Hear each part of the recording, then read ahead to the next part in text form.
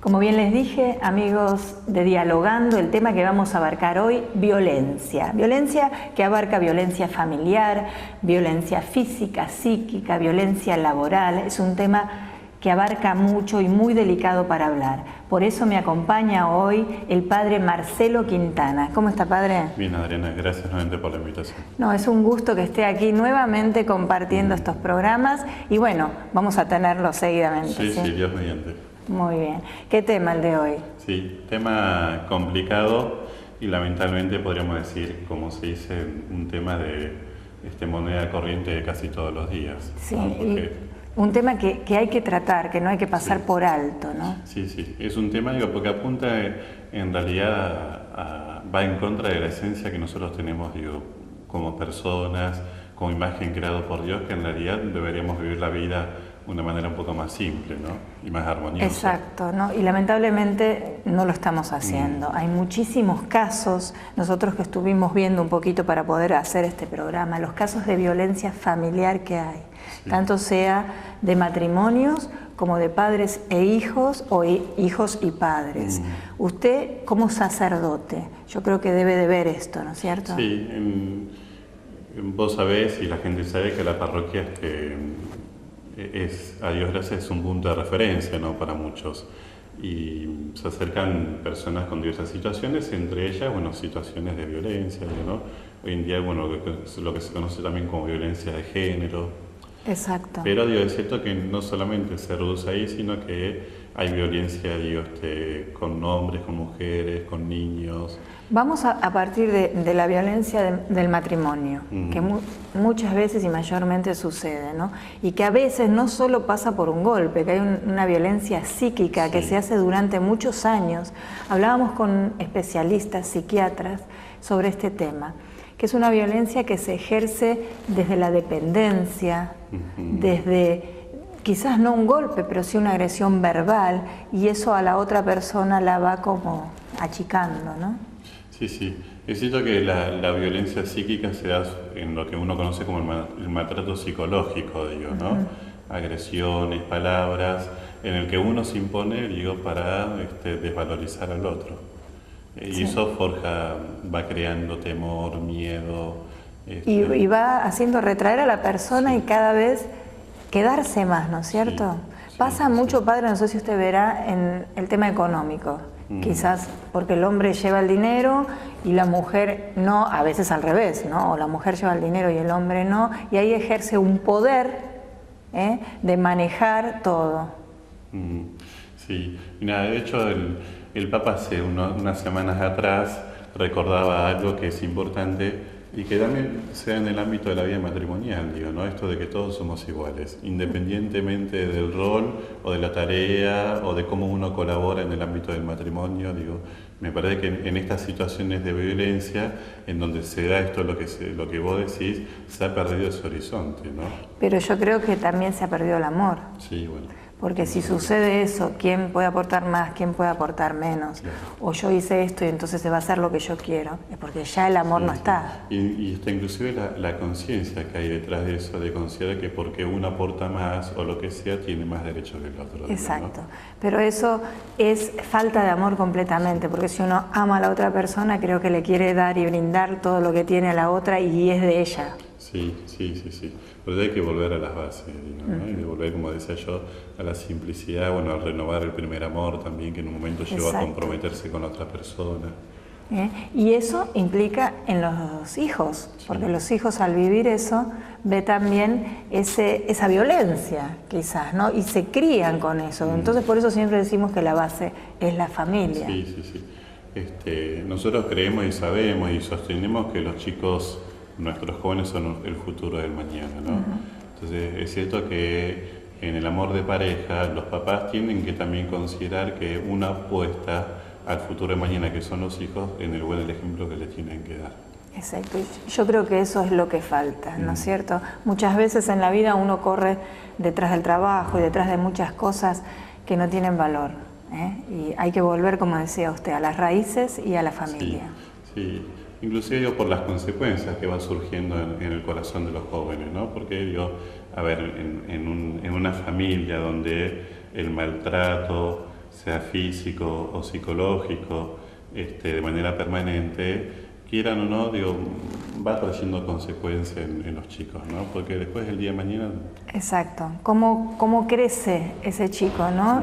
Y si va a volver a repetir, o quizás no quiera volver a repetir lo que ya ha vivido. Eso es un tema para que lo hable un especialista también. Pero es cierto que si en la vida matrimonial, en el ámbito de la familia, los chicos reciben valores de ser personas honradas, educadas, de bien, y bueno, es cierto que es más complicado llegar al otro. Exacto, es verdad. También hay casos que debemos tocar, hay casos extremos donde existe el golpe, ¿no? Y no dejar que suceda eso. Muchas publicidades y muchos médicos dicen que no hay que callarse, no hay que tener miedo, y la persona que recibe golpes, tanto la mujer como el hombre, pero uno siempre va más a la mujer porque es más débil, ¿no es cierto?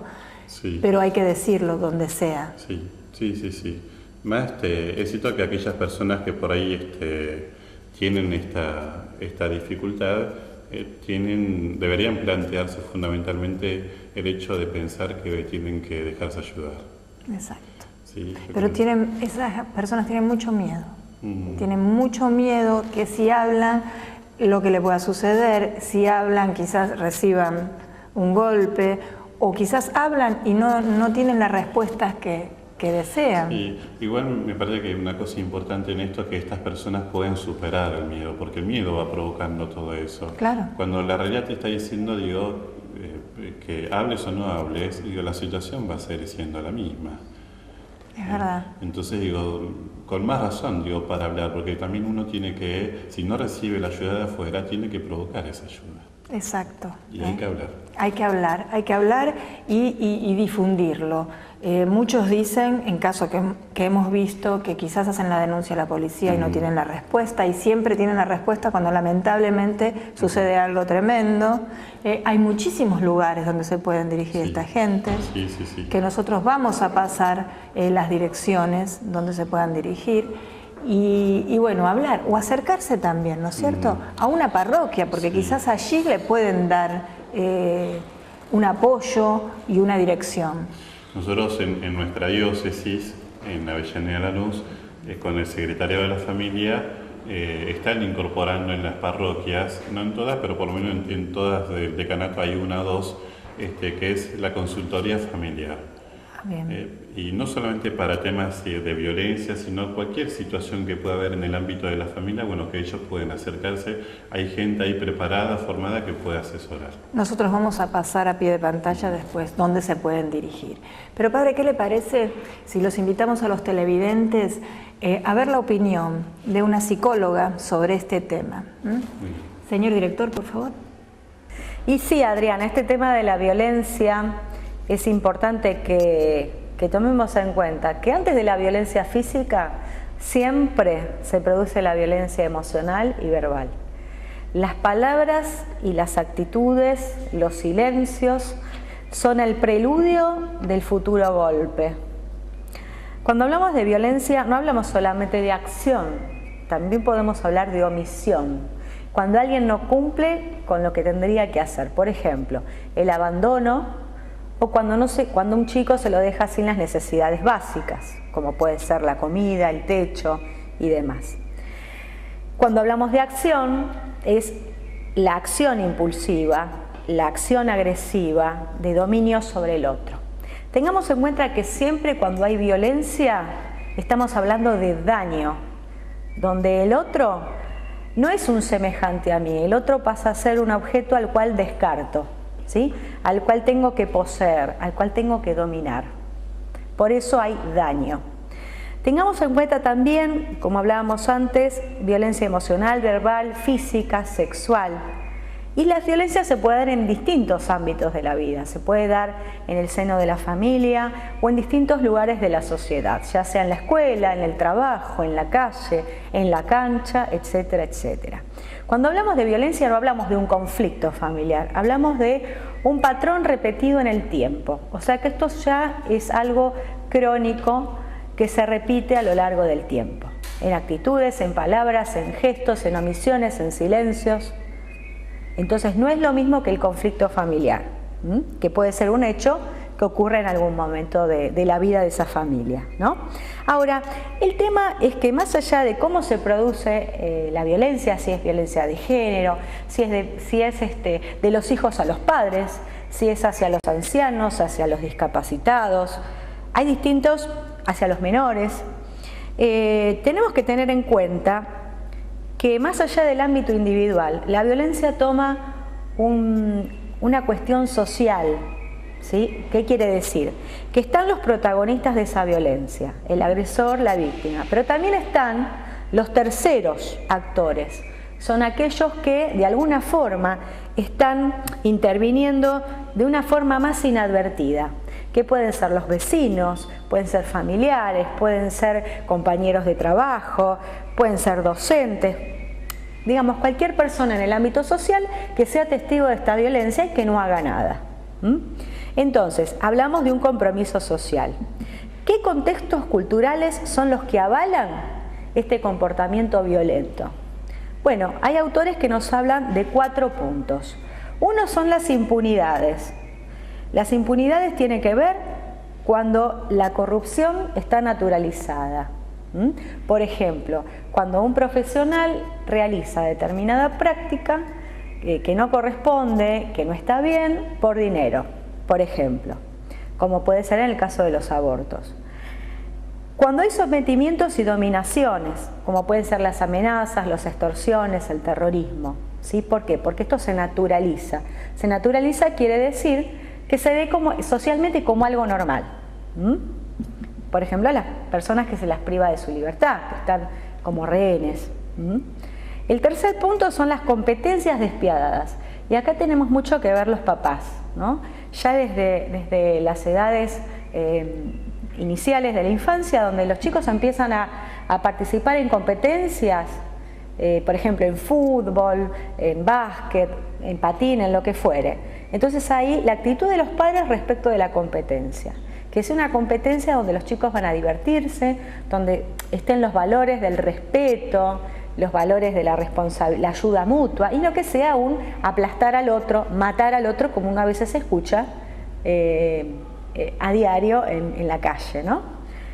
Y por último tenemos, bueno, estas competencias también se pueden dar en los trabajos. Y por último tenemos las reivindicaciones vengativas. ¿Qué quiere decir? Cuando se supone que el daño que a mí me provocaron, yo lo voy a reparar vengándome respecto del otro, ¿sí? Y podemos ver múltiples películas donde esto ocurre, ¿sí? Películas norteamericanas donde una persona sufre un daño, entonces toda la película transcurre en tomar venganza respecto de los que le provocaron el daño, como si esto de alguna forma fue un alivio para esa persona, que lejos de serlo, lo que hace es producir más violencia y más daño todavía. Lo que sí, el camino que corresponde en ese caso es la justicia social. ¿Por qué? Porque se toma conciencia del daño a nivel social y se lo repara en forma colectiva, que eso es otra cosa, ¿sí? Y una cosa muy importante que les quería transmitir antes de terminar este bloquecito es la prevención desde el noviazgo, ¿sí? Estadísticamente, según la Organización Mundial de la Salud, 3 de cada 10 jóvenes, mujeres, han sufrido episodios de violencia familiar en el ámbito del noviazgo, ¿sí? ¿Por qué? Porque confunden celos con amor y confunden control con afecto. Así que bueno, es muy importante que tengas en cuenta esto desde los inicios de la relación. Bueno, hemos escuchado a la psicóloga María José Arechaga, que nos habló sobre este tema y nos explicó un poquito, ¿no es cierto? Sí, bueno, siempre es importante tener la opinión de una profesional, en este caso una psicóloga, que pueda ayudarnos a discernir y entrar más profundamente en estos temas, como es particularmente la violencia. Exacto. Y también, padre, la violencia en los jóvenes, que está tan recurrente ahora. Sí, lamentablemente es una realidad que el crecimiento de nuestros jóvenes paralelamente va acompañado por esta actitud, ¿no? Y que tiene sus causas múltiples, pues no se puede decir que es determinado a un tema en particular, hay que ver, puede ser que venga de situaciones familiares o de la droga o de otras situaciones, de la amistad también. Pero mayormente está sucediendo en las escuelas, ¿no? ¿Por qué pasa esto en las escuelas, donde tendría que ser una institución donde haya autoridad, y respeto y límites? Sí, en realidad habría que ver, porque me parece que es un análisis que habría que profundizar bastante. Porque uno podría decir, bueno, puede ser que el chico sea así, como suele decirse hoy en día, porque la familia sea quizás un ámbito complicado. Pero en realidad me parece que sería injusto, siempre echarle la culpa a la familia.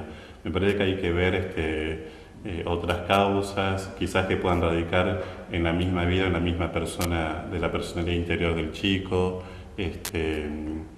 Quizás, puede ser que el colegio también esté fallando en algún ámbito, en algún aspecto. Yo creo que a veces falla también, quizás la autoridad del colegio pone los límites y los padres a veces los sacan. Mismo. Yo creo que eso también, creo que está fallando un poco en la familia. Sí, de hecho, la gente con más tiempo, con más años, siempre recuerda, ¿no?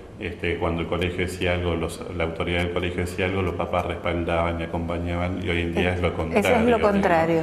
Es cierto que, el momento en que los papás se acercan a los chicos a una institución educativa, confían y le confían al colegio la educación de los hijos. Y tendrían que mantener esa actitud y apoyar a lo largo de todo ese tiempo formativo. Claro. Sabiendo que el colegio no les va a brindar otra cosa que no sea lo bueno y lo mejor. Y tienen que tener esa confianza. Y si ven un caso extremo, ir y dialogar y hablar, pero no como suele pasar, lamentablemente, que hay chicos que quizás dieron mal una prueba y van y atacan al maestro. Hay varias cosas, que en realidad el colegio, yo entiendo, yo estoy en colegios y procuramos que los chicos realmente crezcan en la calidad humana, espiritual como intelectual también. Pero es cierto que hay bajadas de línea que vienen de arriba, en donde los docentes, los directivos prácticamente están atados de mano porque no pueden hacer nada.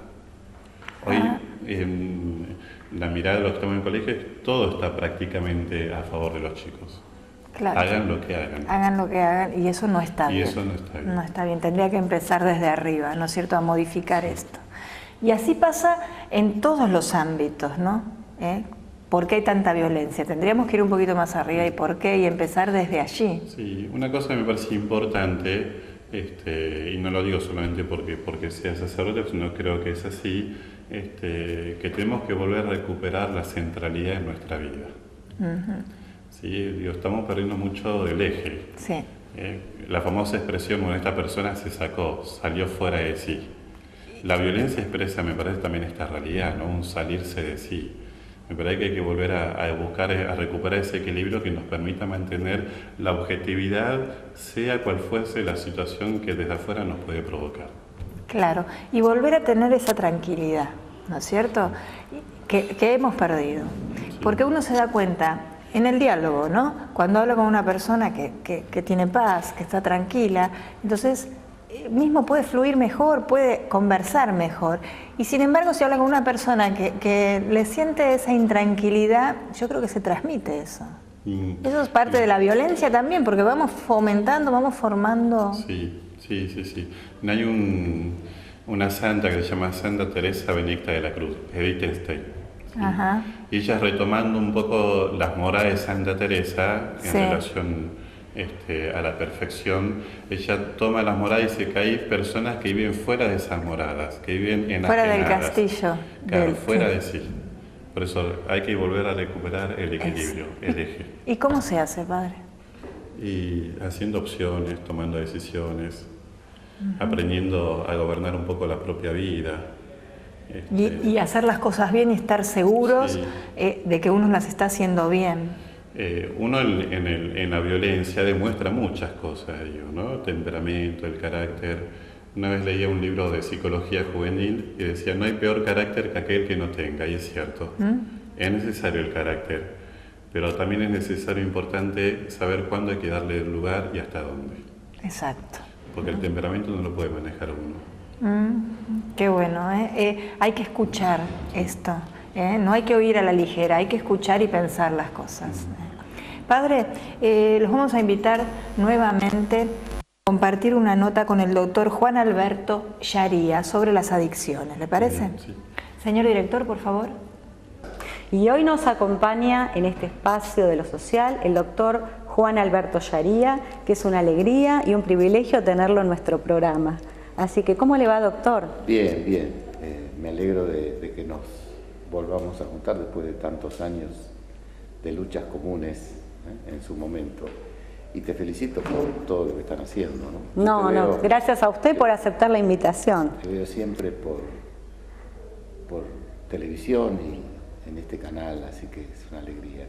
Y acá estamos, peleándola siempre. Bueno, aprenda mucho del doctor. Él fue mi profesor en la facultad y en la universidad, en el máster.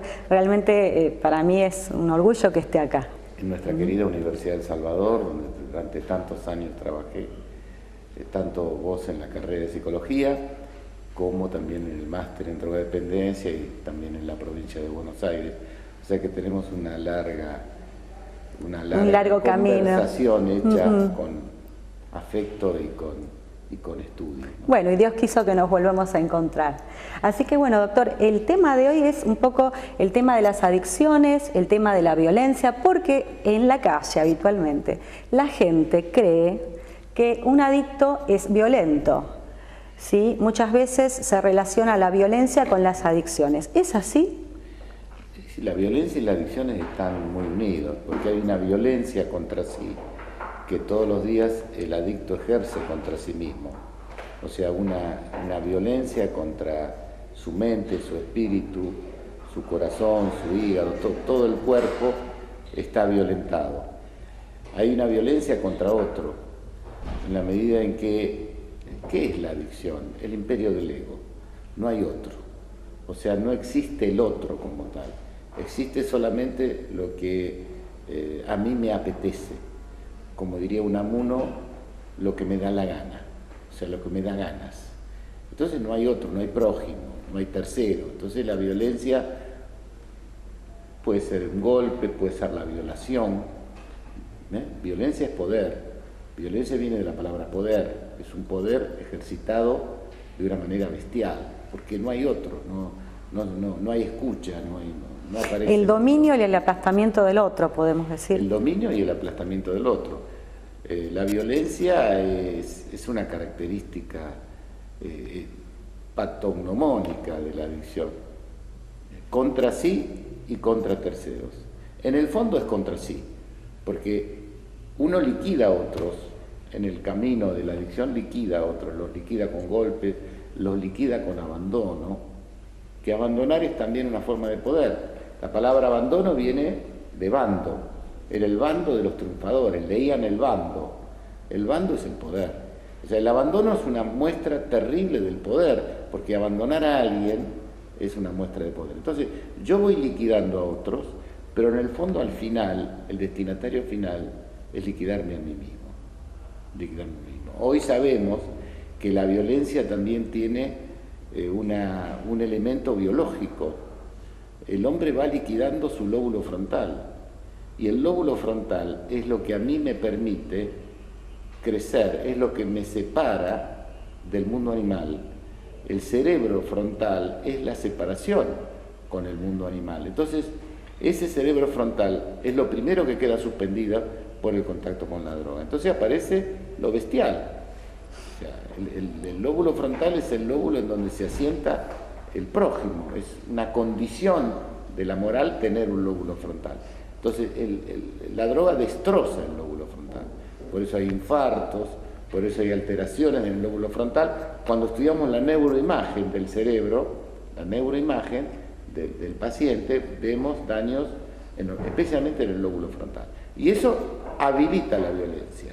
O sea, la persona tiene una característica a la impulsividad, a la descarga impulsiva, que es precisamente uno de los problemas más serios en la cancha de fútbol, en todos lados, en la casa. ¿Sabe que hace poquito escuché en los medios que hablaban de la bestia, ¿no? Se habla de la bella y la bestia. Creo que no es casualidad, ¿no?, que le hayan puesto este rótulo de bestia, haciendo alusión un poco a esta cuestión de lo animal. Bueno, hay una novela muy buena, Dr. Jekyll y Mr. Hyde, escrita por un cocainómano, Stevenson, que después se supo que era cocainómano. Entonces él describe la división de la personalidad entre un doctor, que era un señor muy reputado en Inglaterra, y él mismo como otra persona. Bueno, esto es una descripción maravillosa de la disociación de la personalidad. Hoy sabemos que esta disociación de la personalidad también tiene una base orgánica. A mí me duele mucho la cantidad de chicos con el Paco que destrozan su cerebro, destrozan su mente, destrozan su espíritu, y cómo quedan alterados y se convierten en personas violentas, agresivas. Además, no pueden aprender. Una persona que fuma marihuana, una persona que usa drogas, en la escuela secundaria no puede aprender y deja la escuela secundaria. Entonces se va perdiendo oportunidades en la vida. Claro. Bueno, qué importante esto, doctor, porque si bien la persona cuando empieza a consumir no tiene idea del camino en el cual se va metiendo, en el cual se va involucrando a tal punto de destruir su propia vida, su cerebro, sus afectos, su familia. Lo primero que aparece en una persona que empieza a consumir, y más si es adolescente, y acá le voy a hablar a los padres y a los muchachos que me están escuchando, es la función cognitiva. Y la función cognitiva es atención. Sin atención no hay aprendizaje. Si yo no te estaría aprendiendo a vos, atendiendo a vos, no puedo aprender de lo que vos me preguntás, ni puedo responder. Entonces la atención, sin atención no hay aprendizaje. Pues atención es focalizar. Si yo no focalizo, no aprendo. Segundo, memoria. La persona pierde la memoria. Ayer me decía un chico, ¿sabe una cosa, doctor? No me acuerdo lo que usted me dijo hace un minuto. Bueno, ese es un trastorno de memoria que se da. No hay fijación. No hay memoria de fijación, no hay memoria de corto plazo, y tampoco hay memoria de trabajos. O sea, no pueden organizar lo que yo estoy haciendo ahora. Unir recuerdos con experiencias, con lenguaje, no hay memoria de trabajo. Entonces se manejan con 10 o 15 palabras, que son las que tiene ahí, en su arcón de memoria, pero no puede apelar. Y si ustedes ven que estos chicos además no pueden aprender, entonces si no pueden aprender, no pueden crecer. La droga es un gran impacto para el no crecimiento, o sea, genera el no crecimiento de las personas. Claro. Y con respecto a, yo había leído algo que usted escribió en la nota que hablaba del Papa Francisco, hace una mención a una frase de Juan Pablo II, donde decía que la droga no se vence con droga, ¿no? No se vence con más. Sí, por supuesto. O sea, eso es una nota que salió publicada incluso en España.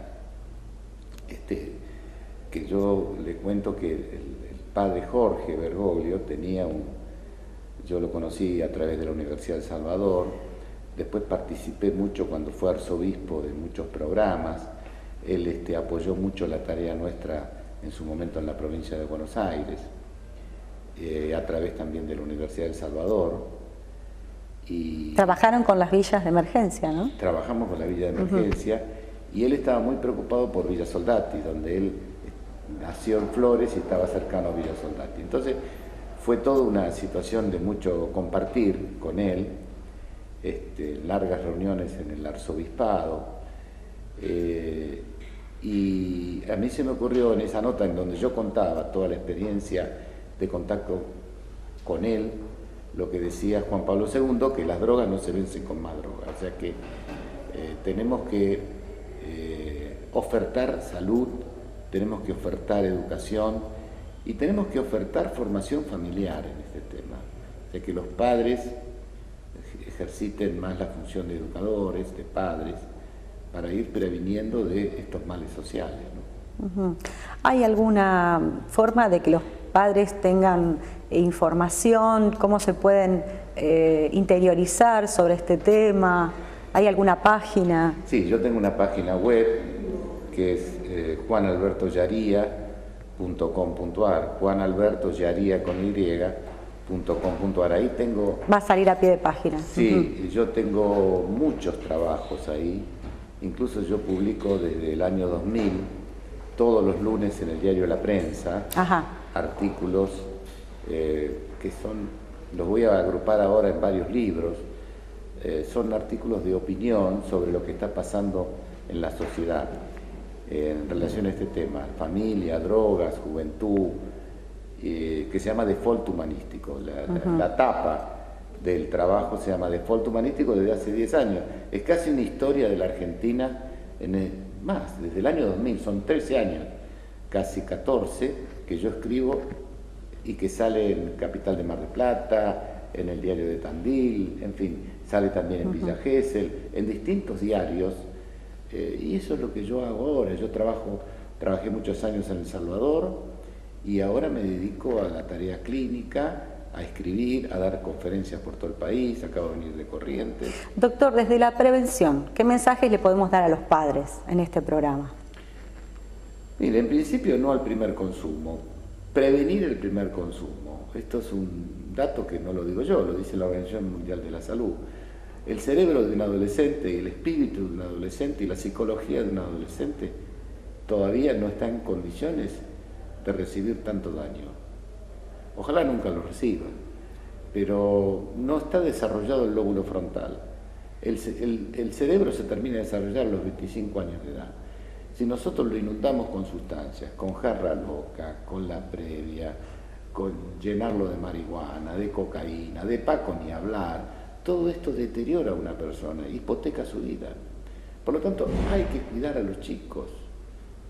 Yo les dije la otra vez, amor, límites y valores, que son elementos centrales de la educación. Bueno, y con estas palabras nos despedimos del doctor Yaría y le agradecemos su presencia y lo invitamos para otra vez. Bueno, muchas gracias, María José. Bueno, hemos escuchado las palabras del doctor Juan Alberto Yaría para pensar y para reflexionar. Y seguimos con este tema, ¿no? Volvemos a la violencia de los jóvenes en las escuelas y los jóvenes en sí. ¿Cómo hacer para poderles solucionar un poco esa violencia que tienen? Sí, en realidad hay como pasos a seguir, ¿no? Y los directivos tienen que conversar con el chico. Entendemos que cuando es así es porque ya los compañeros se han como quejado, vieron situaciones, ¿no? Que se llega a esa instancia, ¿no? Y la violencia que hay también en el bullying, que cuando se le hacen al chico también, eso es otra violencia que pareciera ahora que está de moda. Sí, de hecho cuando venía para acá venía pensando en eso, ¿no? Son como temas que se van instaurando, ¿no? Sí. O todo es violencia, todo es bullying, todo es esto. No digo que no lo sea, me parece que es importante el discernimiento para poder darle realmente el nombre que tiene. ¿Sí? Exacto. Porque si no caemos en eso, es que todo es esto, todo es lo otro, y hay que tener cuidado en eso, ¿no? Hay que, como dice el obispo, nombrar las cosas como son. nombrar las cosas por su nombre, porque si no se hacen como una moda que pasa. Sí. Es esto y parece que como es moda hay que hacerlo, Sí, y sí. es así. Sí, entonces esto es importante, digo, que los directivos pueden acompañar a los chicos, ¿no? Citar a los papás, que los compañeros también se comprometan a ayudar bueno, al compañero que saben que lo necesitan, y no por una cuestión de ir y denunciarlo, por lo de denunciarlo, o si no, como decís uno, no, pero lo tengo que mandar al frente y no quiero, no se trata de eso. Digo, si por decirlo de alguna manera, uno entre comillas lo tiene que mandar al frente, Y es para bien. La motivación es para ayudarlo. Exacto. Porque el silencio en este caso, digo, es negativo. Exacto. Es negativo, lo hablamos durante el transcurso del programa. Es negativo el silencio y es negativo el miedo. Sí. Son dos palabras que quizás había que erradicarlas y animarse para cambiar, porque si no, no se cambia, seguimos todo igual. Y si uno no empieza a cambiar uno, creo que no se produce el cambio. Sí, sí. Y hasta inclusive parece contradictorio en estos tiempos donde hay tanta libertad de expresión, ¿sí? Decir tantas cosas, que todavía haya trabas, digo, y trabas en cosas tan importantes como es el miedo, como es el silencio, que no nos posibilita poder cambiar una situación. No, volver al diálogo, que se ha perdido en todos los sentidos de la vida. Se ha perdido el diálogo ameno, el diálogo correcto, no los gritos y la violencia, como es el tema que estamos tratando. Y más cuando hay situaciones que son adversas, yo siempre digo, si yo no me cuido, a mí no me cuidan. Exacto, es así. Entonces es parte del cuidarse. Es verdad. Vamos a pasar a la reflexión de nuestro obispo de Avellaneda, Lanús, Monseñor Rubén Oscar Frasia, como lo hacemos todas las semanas.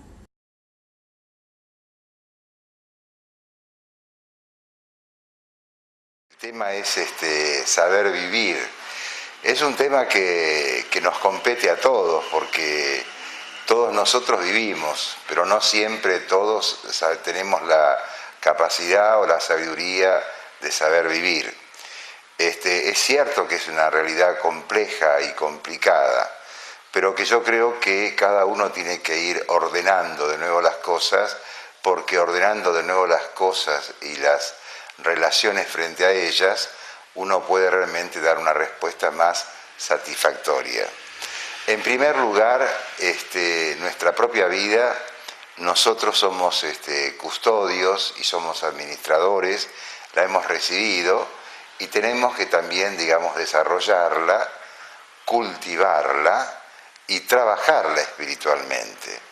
Por lo tanto, no nos podemos conformar y bueno, hay que vivir.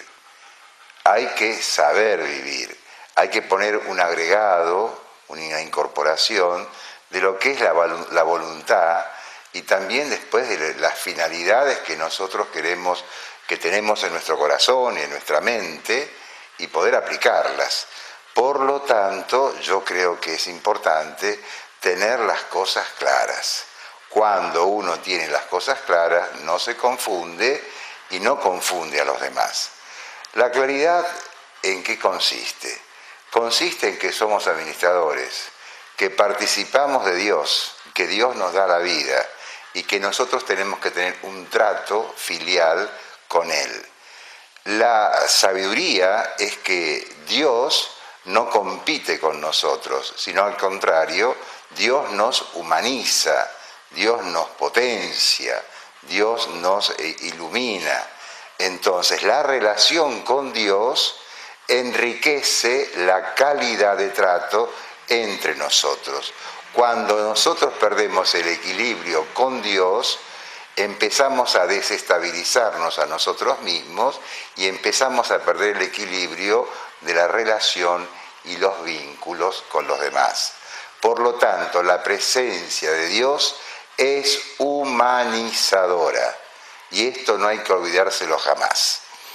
Cuando uno no ama, uno se arruina, uno se hace herrumbre, uno se oxida. Y la mejor terapia para todo es seguir amando. Que Dios los bendiga y hasta pronto. En nombre del Padre y del Hijo y del Espíritu Santo. Amén. Como siempre, las palabras de nuestro obispo.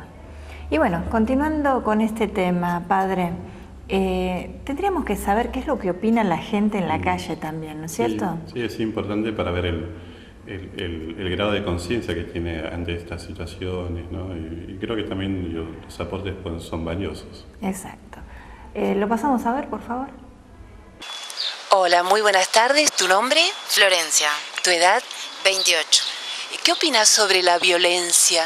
La violencia, así en general, hoy en día estamos viviendo mucho. La droga, los chicos, la educación, falta de educación, de interés. ¿Alguna vez viviste algún hecho violento? Sí, bueno, violento. Me quisieron robar, nada así traumático, pero sí, hoy en día salir a la calle a la noche con miedo, más en, no sé, en este barrio que por ahí hay más delincuencia que en otros, igual pasa en todos lados, pero sí, yo creo que falta de educación, de interés por los chicos, se drogan de chiquitos, salen. ¿Qué podemos hacer para cambiar esa situación? Y no, la verdad es que, no sé, tomar conciencia yo diría ayudar, pero no sé de qué manera, si hubiera una campaña en la tele, de una manera de...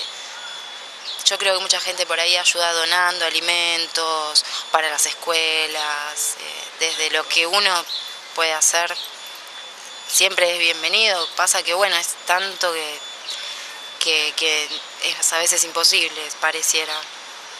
Pero bueno, no, meter a los chicos en comedores, enseñarles, desde a los chicos más que nada, porque son el futuro que se nos viene. Muchísimas gracias. Bueno, no, de nada. Hola, estamos... ¿Tu nombre? Moreira Facundo, ¿Tu edad? 21 años, ¿De dónde sos? de Tierra del Fuego, Bueno, Río Grande. qué hermoso lugar, y te viniste acá. Sí, estamos acá acompañando a mi hermana en este caso por una urgencia que surgió sobre una operación, una derivación. ¿Qué opinas sobre la violencia? Sobre la violencia opino que está mal, que está muy... es un hecho común hoy en día en la sociedad. Es un hecho que no se castiga por el hecho de que ya se hizo costumbre en la sociedad, pero que está mal y que no tiene que llegar a eso, que nunca hay que llegar a eso, hacerse tanto así, tanta costumbre, con tanta naturalidad. ¿Viviste algún hecho de violencia? Hecho de violencia no he vivido muchos, ni por parte de mi familia ni por parte de la sociedad en sí. He visto sí en muchas veces, pero no, gracias a Dios todavía no me ha tocado presenciar algo fuerte. En Tierra del Fuego, ¿cómo se trata este tema? ¿Hay robos? Hay robos, como en todos lados. Yo estudio ahora, hace 2 años, en Resistencia al Chaco. También vivimos con un poco de eso, de un poco de miedo a los robos y esas cosas, pero es normal, o sea, justamente hasta a mí se me hace natural hablar de que es dentro de lo normal, no sale mucho. ¿Qué cambiarías para que no haya más violencia? ¿Qué cambiaría? Y cambiaría...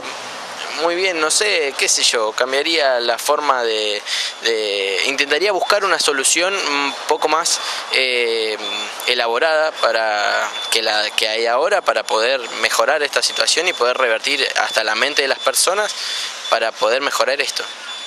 Muchísimas gracias. Muchas gracias a usted.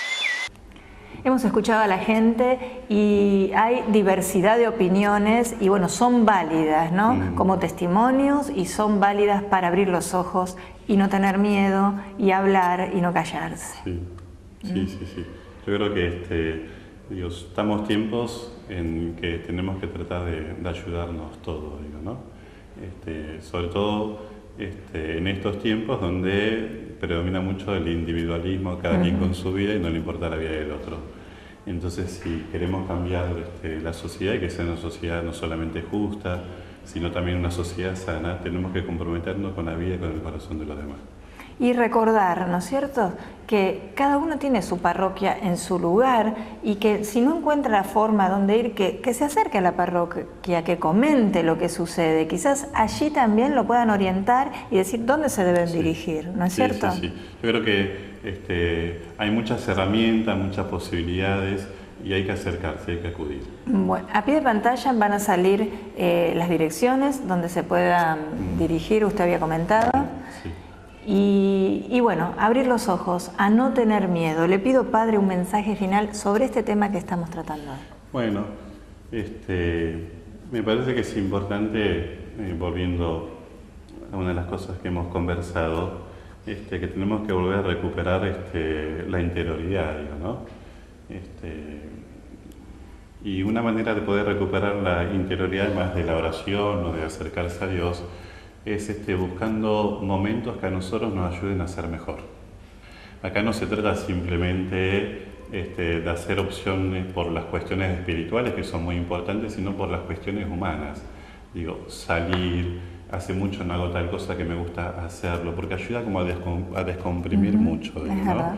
Y lo otro es aprender, como bien dijiste, a dialogar, ¿no? A conversar. Sí. Muchas cosas pasan y terminan pasando de una manera no muy agradable por nuestra incapacidad de acercarnos a dialogar bien. Exacto. Y por la pérdida de amor, ¿no? Volver al primer amor, como usted mencionaba. Sí, entonces yo creo que son estas dos cosas pueden ayudar a descomprimir mucho, digo, ¿no? Sobre todo en estos tiempos donde todo es exigente. Sí. y bueno, poner un poco el límite, parar un poco, mirar la propia vida, buscar las cosas que a uno le ayuden a estar bien y mejor, con uno mismo y consigo mismo y con los demás, y eso sin duda va a ayudar a que la cosa pueda ir cambiando. Exacto. Muchas gracias, Padre. Gracias por sus palabras. Y bueno, yo te digo que la vida es única, es el don más preciado que Dios nos regaló. No los desperdiciemos, no tengamos miedo, hablemos o dirijámonos donde debemos. Recordá que tenés el don más preciado en tus manos y hay muchísimas cosas que podés llegar a hacer, cosas que quizás ni te las imaginas. No tengas miedo. Nos vamos a tener que despedir, Padre. Gracias nuevamente y espero tenerlo en el próximo programa. ¿Cómo no? Nos iremos viendo. Nos volvemos a encontrar, Dios mediante, aquí en este programa, dialogando con verdad y justicia.